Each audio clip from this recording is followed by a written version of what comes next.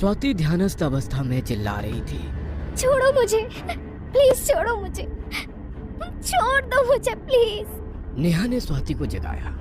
उसने देखा कि स्वाति के हाथों पर उंगलियों के लाल निशान उभर आए हैं। सुमित को पता चला कि स्वाति अनाथ होने के कारण उसकी माँ उसकी शादी के खिलाफ है। वो दोनों को ही चाहता था, इसलिए सुमित ने स्वाति से कोर्ट मैरिज कर ली और दरवाजे पर खड़ा हो गया।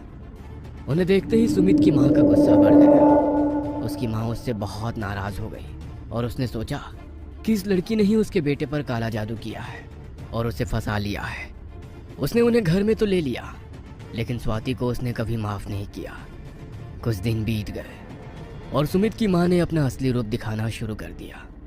जब सुमित ऑफिस गया तो उन्होंने स्वाति से पूरे घर का काम करवाया।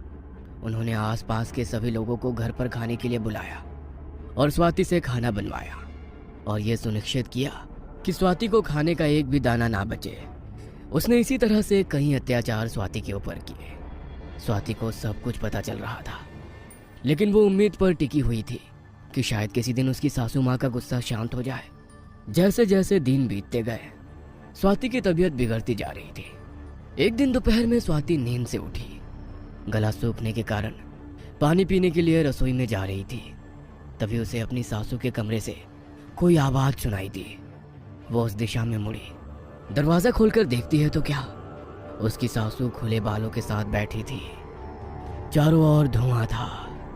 उसकी सासू के सामने नींबू, कुमकुम, एक काली गुड़िया और सुइयां रखी हुई थी। वो गुड़िया को देखकर कुछ मंत्र पढ़ रही थी। जैसे ही उसकी नजर स्वाति पर पड़ी, वह जोर से चिल्लाने लगी, तुम यहाँ क्यों आई हो? मैं तुम्हें नहीं छोड़ने वाली। और जोर जोर से हंसने लगी। ये सब देखकर स्वाति अपने कमरे में भाग गई। उसने दरवाजा अंदर से बंद कर लिया और सुमित को फोन करके उसे जल्दी घर बुला लिया। सुमित घर आया तो स्वाति अपने कमरे में ही थी। सुमित ने दरवाजा खटखटाते हुए अपनी माँ से पूछा, माँ, स्वाति को क्या हुआ? उसने मुझे जल्दी घर आने के लिए क्यों कहा? मुझे नहीं पता, मैं पड़ोस में थी। जब मैं घर आई तो वो तब से अंदर ही है। सुमित की आवाज सुनकर स्वाति ने दरवाजा खोला। स्वाति सुमित को कुछ बताने ही वाली थी कि तभी उसकी नजर अपनी सासू माँ पर गई। अपनी सासू की बड़ी बड़ी आंखें देखकर स्वाति कुछ नहीं बोल सकी। उस तनाव से वो बेहोश हो गई। जब वो होश में आई तो वो दूसरे घर में रहने की जिद करने लगी। स्वाति की जिद की वजह से दोनों दूसरे घर में रहने लग गए। कुछ महीनों बाद सुमित को फोन आया कि उसकी माँ की तबीयत ठीक नहीं है। सुमित और स्वाति माँ को देखने के लिए घर गए। उनकी तबीयत बहुत खराब हो गई थी, इसलिए सुमित और स्वाति ने वहीं रुकने का फैसला किया और वहीं रहने लग गए। 3 दिनों में ही सुमित की माँ का देहांत हो गया। 13वें दिन बाद सभी अंतिम संस्कार की रस्में पूरी करके सुमित ऑफिस में ज्वाइन हो गया। स्वाति भी घर के सारे काम करके सोने के लिए अपने कमरे में चली गई। किताब पढ़ते पढ़ते कब उसकी आंख लग गई उसे पता ही नहीं चला। जब वो जागी तो चारों ओर अंधेरा था। उसे लगा कि लाइट चली गई है, इसलिए उसने मोबाइल का टॉर्च ऑन करके मोमबत्ती ढूंढने के लिए रसोई में जाकर देखा तो उसे अपनी सासू के कमरे से आवाजें आने लगी। ये क्या आवाज है, ये देखने के लिए वो वहां गई। कमरे का दरवाजा खोला तो उसकी सास खुले बालों के साथ कोई मंत्र जाप कर रही थी। स्वाति वहां से भाग गई और अपने कमरे में आ गई। उसने दरवाजा अंदर से बंद कर लिया। सामने की खिड़की से उसे अपनी सासू दिखाई दी। खिड़की से हाथ अंदर डालकर वो बोलने लगी, तूने मेरे बेटे को मुझसे दूर कर दिया, अब मैं भी तुमसे तेरा बेटा दूर करने वाली हूँ।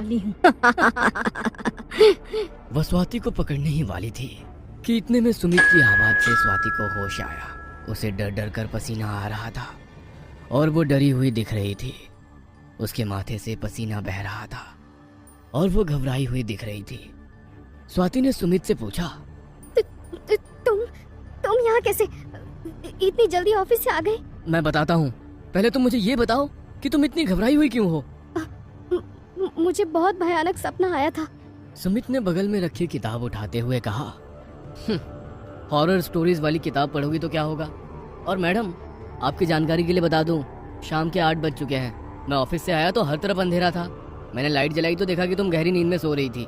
मुझे इतनी गहरी नींद कैसे आ गई? आएगी ही, कारण ही कुछ ऐसा है। आज मुझे हमारे फैमिली डॉक्टर का फोन आया था। उन्होंने बताया कि तुम्हारी प्रेगनेंसी रिपोर्ट पॉजिटिव है। दोनों को बहुत खुशी हुई। अगले दिन स्वाति दोपहर में सो रही थी और उसे वही सपना फिर आया। वह उसी कमरे में थी। वह हाथ उसके गर्दन तक पहुंचने ही वाला था कि दरवाजे की घंटी बजी और वो जाग गई। अब स्वाति और भी ज्यादा डर गई थी। उसने दरवाजा खोला तो वहां कुरियर वाला था। कुरियर लेकर उसने दरवाजा बंद कर दिया। स्वाति ने फैसला किया कि अब वो दोपहर में नहीं सोएगी और उस समय वो गार्डन में काम करने लगी। एक दिन सुमित की दोस्त नेहा उसके घर उससे मिलने आई। ये जानकर कि वो योग और ध्यान सिखाती है, सुमित ने स्वाति को नेहा से योग और ध्यान सीखने के लिए जाने को कहा। सुमित के कहने पर स्वाति नेहा के पास जाने के लिए तैयार हो गई। एक दिन जब स्वाति नेहा के साथ ध्यान कर रही थी, उसे तंद्री लग गई। उसे फिर वही सपना आया। इस बार उस हाथ ने स्वाति का हाथ पकड़ लिया था। स्वाति ध्यानस्थ अवस्था में चिल्ला रही थी, छोड़ो मुझे, प्लीज छोड़ो मुझे, छोड़ दो मुझे प्लीज। नेहा ने स्वाति को जगाया। उसने देखा कि स्वाति के हाथों पर उंगलियों के लाल निशान उभर आए हैं। नेहा के पूछने पर स्वाति ने उसे सब कुछ बता दिया। नेहा ने सुमित को फोन करके बुलाया और स्वाति को उससे सब कुछ बताने के लिए कहा। सुमित ने फैसला किया कि अब वे उस घर में नहीं रहेंगे, लेकिन उन्हें उस घर से अपना सामान लाना था। सुमित, स्वाति और नेहा तीनों सामान लाने के लिए आखिरी बार उस घर में गए। नेहा घर के बाहर गाड़ी में बैठी थी। सुमित और स्वाति घर में आए और अपना सामान इकट्ठा करने लगे। सुमित ने अपनी माँ की फोटो को आखिरी बार नमस्कार किया। बैग भरकर दोनों घर से बाहर निकलने ही वाले थे कि स्वाति को याद आया कि उसकी पर्स उसके कमरे में ही रह गई है। स्वाति ने सुमित से कहा, सुमित तुम बैग लेकर बाहर जाओ, मैं जल्दी से अपना पर्स लेकर आती हूँ। स्वाति के कहने पर सुमित बैग लेकर बाहर गया और कार की डिक्की में बैग रखने लगा। नेहा सुमित से स्वाति के बारे में पूछने ही वाली थी कि उन्हें स्वाति के चीखने की आवाज सुनाई दी। वे दोनों स्वाति की दिशा में भागे। स्वाति घर में हवा में लटक रही थी। अचानक एक अदृश्य शक्ति ने स्वाति को एक कमरे में खींच लिया।